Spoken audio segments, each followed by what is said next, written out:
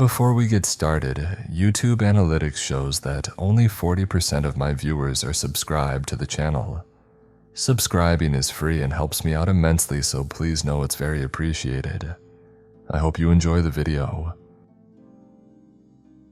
I'm happy to see people are still interested in the truth. I'm picking up from right where I left off last night. The sand shifted under us with every move, making the crawl even longer and more strenuous. When we finally reached the top of the ridge a few minutes later, Royce was the first to peek his head over. When he signaled it was safe, we all moved into position to see over the top. I pulled out my binoculars, as did the rest of the squad, and we went to work formulating our plan of attack. The compound was in what you could call the village center of the ruins. Two of the buildings were mostly intact still. The layout was as follows. There was a single dirt road bisecting the compound and leading the bunker at the rear of the outpost. There was a guard shack to the far front of the base and to the right-hand side of the road. Next to it stood a checkpoint-style wooden gate that blocked the road until the guard in the shack moved it by hand. To the left-hand side of the road, close to the middle of the outpost, stood a two-story adobe structure that the compound's radio and antenna stuck out of. The other building still in use was a single-story, one-room hut that was being used as an ammo storage building. It stood to the left and rear of the radio tower, and was the closest structure to our position. There were a few tents and canopies set up closer to the bunker on the right side of the road. Presumably the guards slept, ate, and worked out of these. Directly across from the tent sat two empty lorries and a UAZ-469, the Soviet version of a Jeep. Scanning the perimeter, I discovered the two biggest threats to us. Number one, the front guard shack had two sets of cables running out of it, one to the huge blast doors of the bunker, and the other to a metal pole with four large loudspeakers at the top. The guard in that shack could simultaneously shut our only path into the bunker and alert the entire facility at the same time. Number two, Soviet T-55 main battle tank parked between a canopy to its left and a large stack of ammo crates on its right, about 10 meters from the cluster of tents mentioned above. Thankfully, the tank's crew were all outside the tank performing maintenance when we arrived. The last of the base's defenses consisted of 8 roaming guards packing AKs and hand grenades and a guard tower with a single soldier armed with a PKM machine gun and a pair of binoculars. Overall, counting the 4 crewmen of the tank and the sentry in the guardhouse, we had 14 hostiles to deal with. Royce keyed his radio and started quietly forming a strategy with us. All right, lads, we need to be quick and precise with this one. Mills, I want you to sight in on the sentry in the shack. You'll kick us off by dropping him. Yes, sir, Mills responded. Sir, wouldn't an unsuppressed shot alert the guards inside the bunker too? I interjected. Those blast doors are hermetically sealed to prevent chemical or bioweapons from escaping. That should also make them fairly soundproof, the sergeant replied. Lang, I know you're pretty good too, so you'll be responsible for taking out the man in the tower before he dials us in. Copy, Sergeant, said Lang. Lee, I want you to start with the patrol nearest our position and work your way back till nothing is left standing. Sir, yes sir, Lee replied while unfolding the bipod of his L-86 and moving into a comfortable firing position. Dexter, Harris, you'll be moving forward together. Harris, you'll be clearing the ammo storage and the radio building. Dexter will be covering your 6 and taking out the crew of the tank when things get loud. Me and Harris shot a look and a grin at each other, acknowledging our unmatched luck in squad operations. All right, are we all on the same page? Good, let's get going. Wait, Sergeant, I've got vehicles inbound from the north. Mills calmly cut in. We all turned to see the headlights of 4 vehicles headed down the 1-lane dirt road to the compound. We all dug in and got as low as possible while still having eyes on the compound below.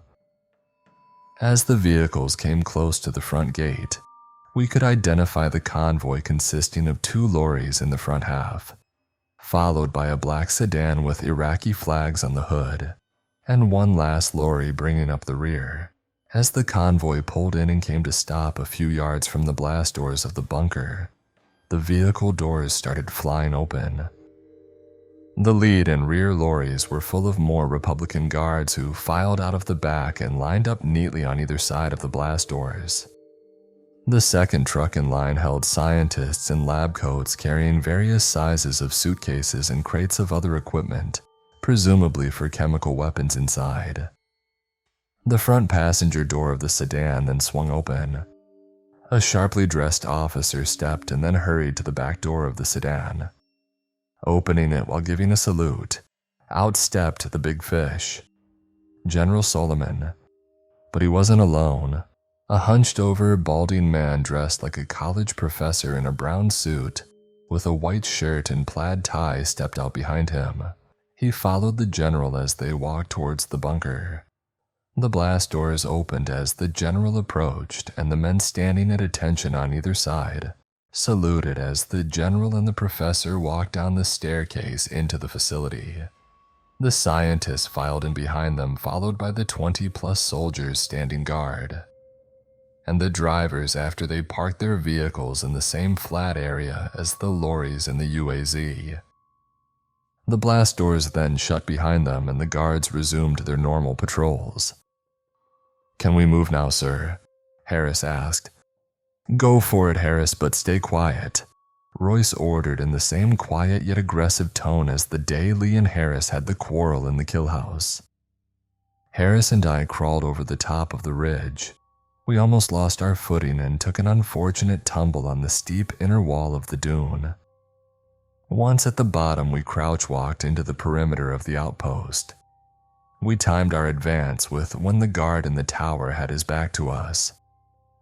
Our closest target was the ammo cache. Harris and I stacked up on either side of the door. Harris then slowly turned the knob to open the door. Slowly but surely, he pushed the door open while keeping his rifle to his shoulder with his free hand. He entered the dark room and I stood rear guard watching his six. Creeping slowly in, it was evident most of the ammo had been redistributed to troops closer to the front line. Thankfully for us, most of the crates were empty. No guards hiding in here as well. Harris pulled out one of the blocks of C4 and cut it in half with his combat knife. One side he then attached his spare detonator to and placed it at the bottom of a box of RPG rockets. "If things get loud, they're gonna get real loud," he whispered to me. After creeping back out of the building, we checked our surroundings and advanced to the next target. The radio building was about 15 meters to the front of the ammo cache. We waited for the guard in the tower to turn away again, and we sprinted to the shadows on the backside of the building. "We're going to have to split up for this one," I whispered to Harris. "You'll have to clear the radio room solo while I keep eyes on the tank crew. When this kicks off, I cannot let them get buttoned up in that thing."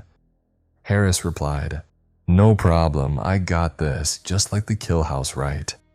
He winked at me and I rolled my eyes in return. "Just stay focused and be careful, Jimmy." Harris used the noise from the radio's diesel generator to cover his entry into the building. I crept along the left side of the building and peeked in a window about halfway down the wall. It was the only window in the radio room. I got there just in time to see Harris tiptoeing in. The room was again empty besides the chair and desk that the radio's receiver sat on. I turned away and continued my slow walk to just behind the front left corner of the building. I could see the tank and its crew on the other side of the road. I then dropped to one knee and got ready to take them out. That's when things went sideways. As I peered through the SUSAT sight on my SA-80, lining up the tank crew for a quick dismissal, I felt the presence of someone or something behind me. I spun around, rifle still to my shoulder to see. Nothing in front of me, but atop the sand dune just about 3 meters to the right of my other squad mates, stood a thin, black figure. He was looking at me and not them, so instead of immediately engaging it, I started to key my mic and warn them. But in the blink between my left hand leaving my rifle and hitting the push-to-talk button on my radio, it disappeared. As I stood there wondering if I was losing it, a very real threat made itself known. Harris was gathering the logs and code books from the desk and let his situational awareness lapse.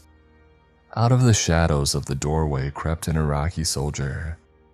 He drew his pistol and pointed it directly to the back of Harris's head. I had no choice but to fire a single shot, right through the Republican guardsman's forehead. This, of course, threw the entire order of operations off for the attack. I heard Mill's shot come no more than a second after mine. Turning back around to cover my assignment, I got confirmation Mills did not miss. No guard in sight in the shack and a red stain painting the opposite window. Not a half second later, I heard a second crack, followed by the thud of a guard in the tower hitting the earth 20 feet down. Lang did his job. Back on target now, the tank crew realized what was happening and started scurrying up the side of the tank. I pulled the trigger twice on the bloke with one leg in the commander's hatch first. He threw his arms up and rolled back out of the hatch and off the tank. Next was the driver. He was grabbing his hatch to close it when I relieved him of some gray matter. The two others were fighting over the loader's hatch. I tapped the trigger 5 times to make sure they were both done. Now that my job was done, the sort of tunnel I had in that moment subsided, and the fusillade of noise that surrounded me became clear and deafening. Lee was heavy on the trigger on that LSW, loosely following the rule of firing in bursts long enough to say the words, "Die scum, die to yourself." He had cut down 2 guards already, and I witnessed the third collapse as a dozen rounds of 5.56 ripped through his lower torso and thighs. That left 5 guards still in the fight, coming around the front of the building. Harris had moved up and kicked open the front door beside me. He came out firing on full auto like a Cockney Rambo. He hit nothing of significance, of course. That's when 2 guards charged around the side of a tent to our front. We engaged swiftly and both guards hit the ground at almost precisely the same time. One of the remaining guards made a dash to the guard shack while the 2 others covered, presumably to trigger the alarm. The 2 guards covering his sprint were in defilade from our position behind the large stack of ammo crates. They had dialed in the squad's position on the ridge as well, suppressing it. That's when Harris made a dash across the outpost towards the bunker to draw their fire. Him and his damn heroics. The guards, seeing an easier target, started firing at Harris, kicking up dust right behind his boot heels, right before Harris would have to try to run through those blast doors. Royce and Lang sighted in on the 2 guards and riddled them from the top of the ridge. At that same moment, I turned and drew a bead on the guard as he was attempting to close the guard shack door behind him. I squeezed the trigger about a dozen times and watched the wooden doors shudder as it splintered. At least a few of my rounds connected, given there were no sirens or clacks of locking black doors. I ran over to the guard shack and slung the door open to confirm my suspicions. Seeing someone up close that you just killed is a different kind of terror. In that moment, you're the monster in your own horror movie. But this was war and he could and would have gotten us all killed. Now that the short but fearsome firefight was over, the rest of the squad filed off the top of the ridge and we all regrouped in the center of the outpost. Well, we sorted that out, but who fired that first shot without permission? Royce asked, slightly irritated. I did, sir, I said, stepping forward. Corporal, that move could have destroyed this operation. Sir, he saved my life, Harris blurted out. I lost focus gathering intel and a hostile got the drop on me. If not for Corporal Dexter, I'd have a new hole in my head. Royce scolded him. That was a critical failure on your part, Lance Corporal. but that was an impressive response by Corporal Dexter. I'll forgo recommending a reprimand for you, Harris. However, I expect to see you in the kill house and running PT every day until our next deployment. Is that clear? Sir, yes, sir. Now then, Harris and Lang get to work figuring out those blast door controls. Mills and Lee get in that guard tower and watch our perimeter. Dexter, you're with me. We'll be the first two through those doors when they open. Yes, sir. The squad and I responded as we received our orders. We split up and ran to our positions. Royce and I took up positions on either side of the road, about 5 meters apart, with interlocking fields of fire on the doors. Lee and Mills hurried up the ladder to the tower. Lee set up his L-86's bipod near the front left corner of the tower. Mills rested the forend of his SA-80 on the rear right corner. Lang and Harris stepped over the two guards in the shack, stepped up the door controls on the desk, and pulled out their Arabic to English phrases translation books. A few seconds later, Harris grabbed the lever on the control panel and yanked it down 2 positions. The doors then slowly started to open. Royce and I kept the doors covered until they completely opened. Then we ran up to the huge threshold and sighted in on the staircase leading into the bunker. Clear. The wide staircase heading down to a concrete wall with a single door was empty. Beyond that door would be the true entrance into the facility. Royce and I held our positions as we waited for the rest of the squad to form back up around us. As Lang and Harris made their way back to the group, Lang asked, "You translated it that fast?" Harris grinned and turned to him. "Not really, I just noticed that particular phrase was color-coded green. Green means go, right, mate?" "Jesus Christ, mate." Lang giggled as they made their way back to the group. We all took up positions at the edge of the staircase to watch the door for about 1.5 minutes, just to make sure no curious Republican guardsmen came out to see who was at the door. Roy spoke up. "All right, before we go any further, let's suit up in the NBC gear." We then pulled off our backpacks, pulled out our NBC smocks, gloves, and gas masks. We removed our helmets, web gear, and boots and pulled the smocks over our standard uniforms. Then sealed up the suits, slid on the gloves, and refitted all our kit. We looked like we were about to restart the Battle of the Somme in all this kit. We then made our way slowly down the stairs and stacked up around the door. Royce instructed, "We breach on 3. 1, 2, 3, breaching, breaching, breaching." I grabbed the door and swung it open. Royce and Mills were first through the door, followed by Lee, Harris, Lang, and myself. I was surprised by the lack of gunshots as I took my turn through the door. I took my position on the far right to notice that the first room was empty. A good-sized, lobby-like area with a large circle desk in the center, presumably where the Republican Guard receptionist would sit. There were doors on each of the other 3 walls to our front. Above each door was a stainless steel sign with Arabic lettering. Time to get the translation books back out. This time it was my turn to play telephone with the signs. We were looking for anything pointing to chemical weapons, so I turned to the C section of the book, found the word chemical, and started trying to watch the lettering on the signs to the one in the book. The door on the left wall was a pretty close match, so we decided to give it a shot. We stacked up again, breached again, and yet again, no resistance. The other side of the door opened up to a straight concrete hallway, with a few doors and windows on each side. At the very end of the hallway stood a large, vault-like door. I'd bet money that's where the weapons were stored. We made our way down the hall, peeking in windows and covering the side doors as we went. The smaller rooms were research labs, empty and lights out. They hadn't been used in at least a few days. The cages along the back wall where animals were presumably held as test subjects were empty as well. Thank God. The second to last door on the left didn't have any windows though, so we breached it. The room was the storage area for the artillery shells that would be charged with chemical agents when it was time to deploy them. Well, can't let these slip away, Royce said as he armed his C4 charge for a remote detonation and tossed it into the center of the room. We pulled back out of the room and resumed our sweep. We reached the large door in the back.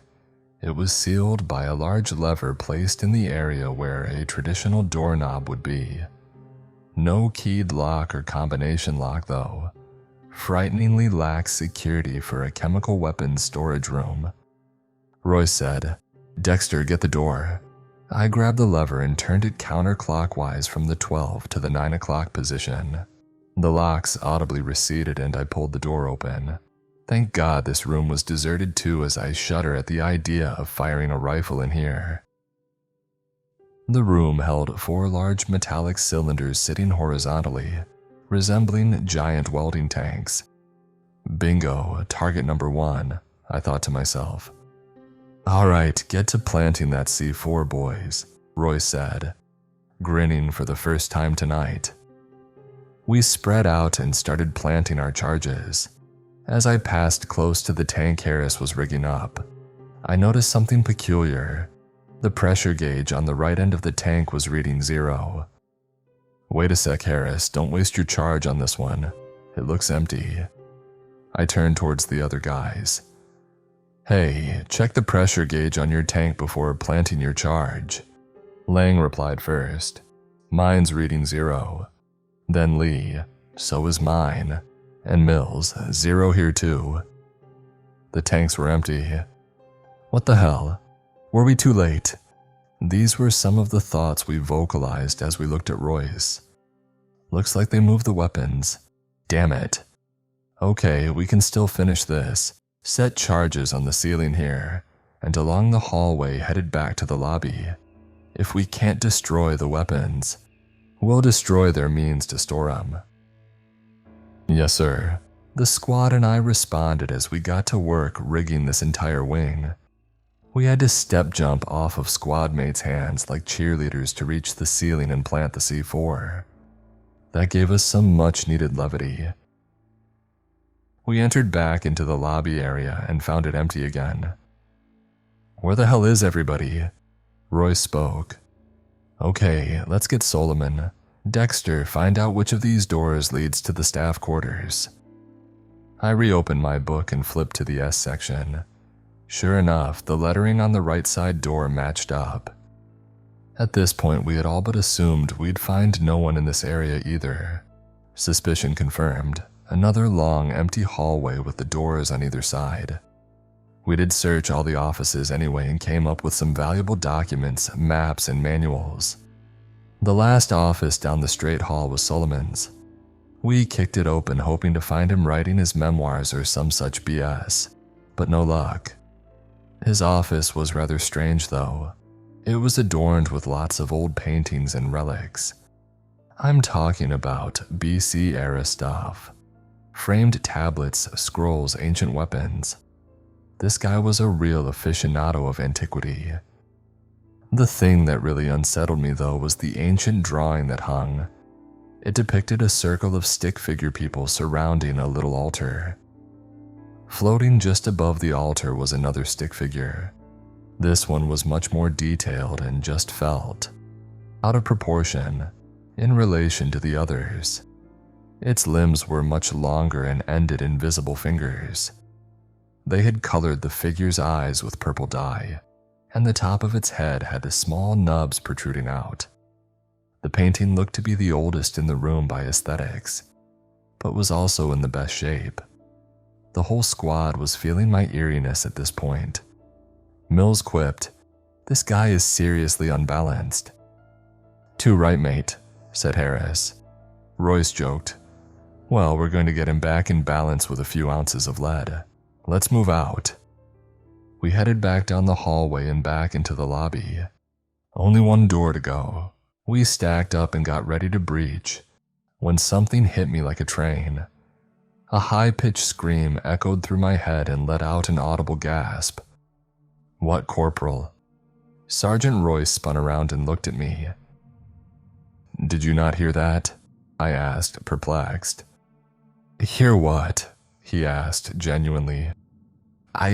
It was nothing, I guess, probably just air ducts acting up." I tried to make sense to myself. "I know this has been a slog, but I need you to keep it together for the rest of the squad, Dex," Royce said, laying a hand on my shoulder. "Yes, sir, won't happen again," I responded as I readied myself to breach. We kicked in the door and flooded into the next room. This one was very different. It was a metal catwalk surrounded by a cylinder of canvas material. The far end of the walkway ended in a T with a sealed door. The right of the door was a staircase that led down to a second landing, with another door in the same position. We walked to the other end and made the decision that we should definitely take the high ground. We would make entry through the top door. I volunteered to be the first through the door while Royce held it open for the rest of us. I was through the door and immediately blinded by some bright lights. After a few moments of dreadful uncertainty, my vision came back. The other side of the door opened up into a massive archaeological dig site. The tall spotlights that they used to illuminate the area made it clear the entire dig site was located inside the walls of some huge ancient building. The 20-foot adobe walls were full of cracks that trickles of sand slowly slid through. The vaulted ceiling had ornate chandeliers still hanging centuries later. The cobblestone floor was lined with pews on either side of a carpeted walkway that led up to a small altar. This was a temple. That's when I noticed the men standing at the altar. I quickly took cover behind the railing of the catwalk, followed closely by the rest of the squad. Royce was the last one in and scooted himself in next to me. We peered over the edge of the railing, watching the spectacle beneath us. There were 10 of Solomon's men standing along the outside edge of the altar, facing away from us in the pews. A few meters in from them stood the scientists. They were now wearing scarlet red robes with gold threading and ornate designs across the back and arms. Handcuffed and on their knees sat the other 10 of Solomon's men. They were arranged in a circle around the center of the altar. What the hell? I heard the squeaky clamor of one of the old doors inside the temple open, to the left and right below our position. Out walked Solomon and the professor. Solomon was still in uniform, but the professor was now wearing a purple robe, in the same style as the other scientists. Under his left arm, he carried a large black book with gold engravings. We froze, praying that they wouldn't look up as they made their way over to the walkway and down the carpeted aisle. Stepping up to the altar, the professor pulled the hood of his robe over his head. The rest of the scientists turned, bowed, pulled the hoods of their robes over their heads, and then walked over to form a circle directly behind the restrained men. The professor opened the book and then began loudly reciting stanzas in some ancient, dead language. After each one, the rest of the scientists recited it back in unison.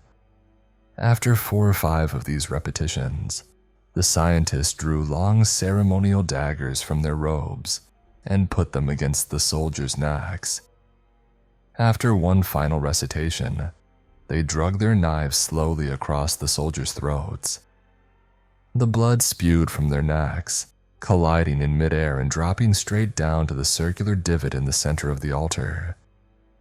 The divot was filled with sand that turned a deep red as it filled with the sacrificial liquid.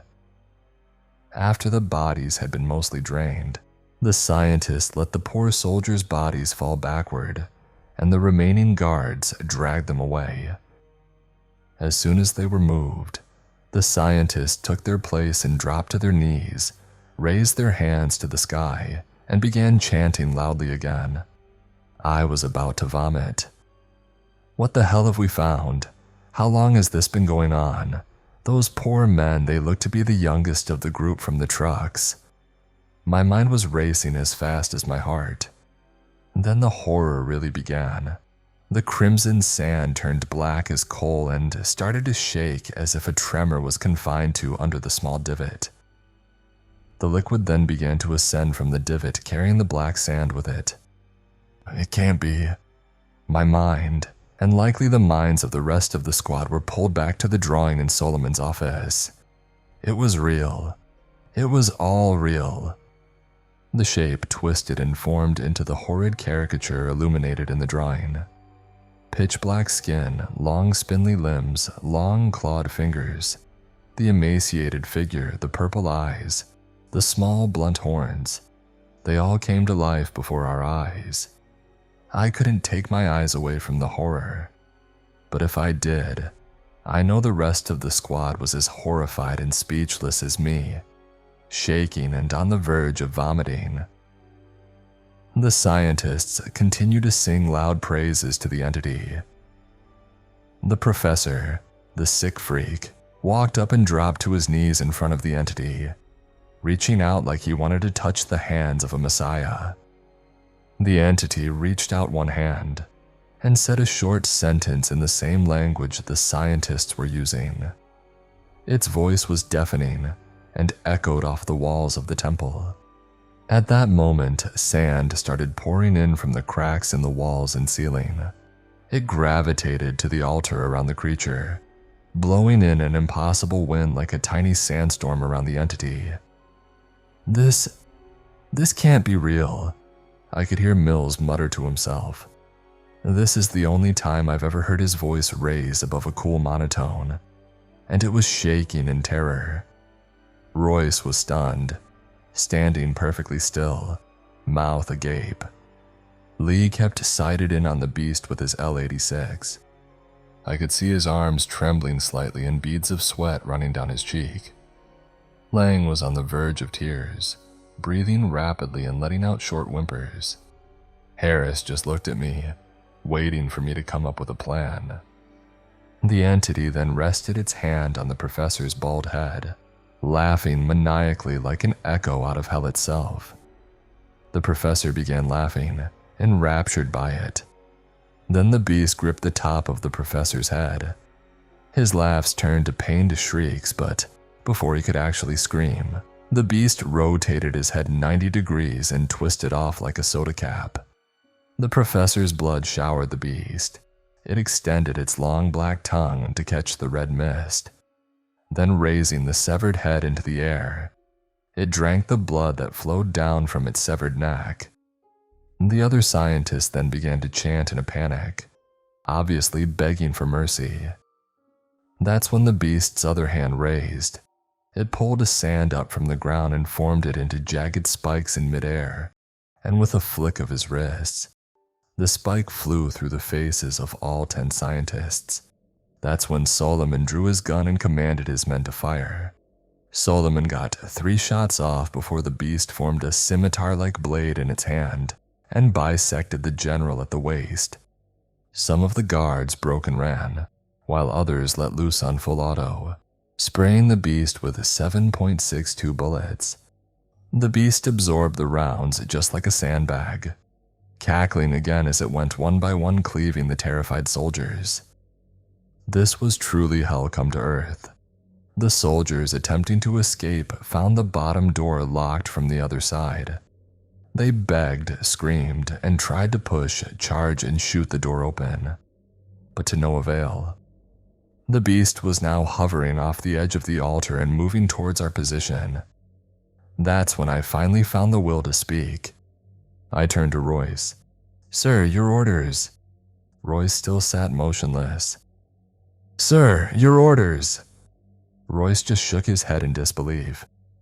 "Damn it, Sergeant, what do we do?" I screamed as loud as I could. Royce's lips finally started to move.